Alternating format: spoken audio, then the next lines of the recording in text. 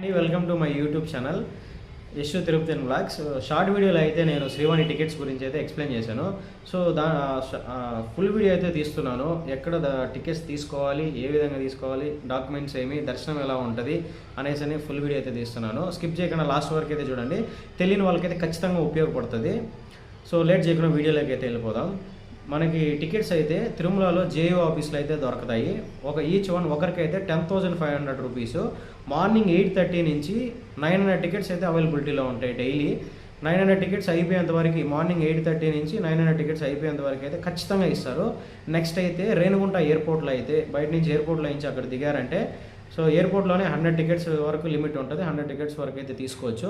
మీతో పాటు 12 ఇయర్స్ బాబు కానీ పాప కానీ ఉంటే మాత్రం వాళ్ళకైతే తీసుకోవాల్సిన అవసరం అయితే లేదు. నెక్స్ట్ అయితే మీకు దర్శనం అయితే ఎక్సలెంట్గా ఉంటుంది, చాలా బాగుంటుంది.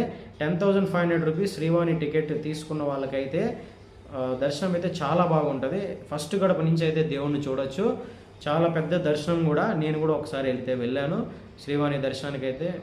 సో ఎవరైనా దర్శనానికి వెళ్ళాలి అనుకునే వాళ్ళైతే ఖచ్చితంగా శ్రీవాణి దర్శనం ఒకసారైనా లైఫ్లో దర్శనం అయితే చేసుకోండి. చేసుకునే వాళ్ళైతే నో ప్రాబ్లం, చేసుకునే వాళ్ళైతే ఖచ్చితంగా అయితే చేసుకోండి. ఈ వీడియో చూస్తే మాత్రం చాలా మంచి దర్శనం, చాలా బాగుంటుంది. సో ఈ వీడియో అందరికీ నచ్చింటుంది అనుకుంటున్నాను. లైక్ చేసి సబ్స్క్రైబ్ చేసుకోవడం మాత్రం మర్చిపోకండి. మీకు ఏదైనా ఇలాంటి వీడియో కావాలంటే కింద అయితే కామెంట్ చేయండి. ఖచ్చితంగా అయితే వీడియో